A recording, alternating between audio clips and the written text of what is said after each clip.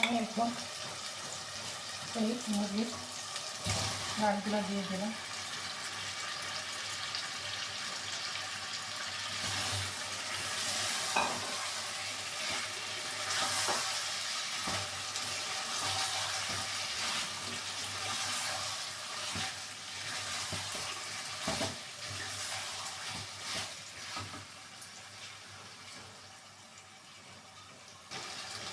এখন এখানে 1 কাপ দুধ দিয়ে দিলাম।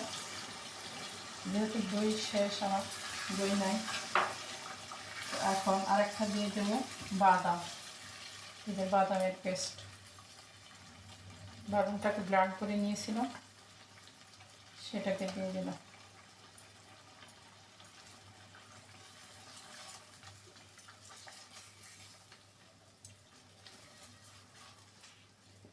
কালারটাও যেরকম দেখতে হবে, অসাধারণ খেতে হবে। এখানে আমি একটু হালকা এই যে 1 চামচ চিনি দিয়ে দিলাম। চিনিটা দিলে একটু ঝাল। এরপর যে আমি এখন একটু গুঁড়া দুধ দিয়ে দেবো এখানে।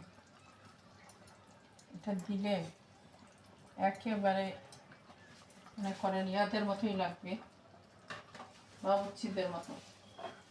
সব কিছু দুধের উপরে ডিপেন্ড করে। টক দই ছিল না বিধায় লেবু দিয়ে দুধটারে একটু ফেটিয়ে নিয়েছি টক দইয়ের মতো করে। এখন গুঁড়া দুধটা দিয়ে দিলাম, আর একটু হইলে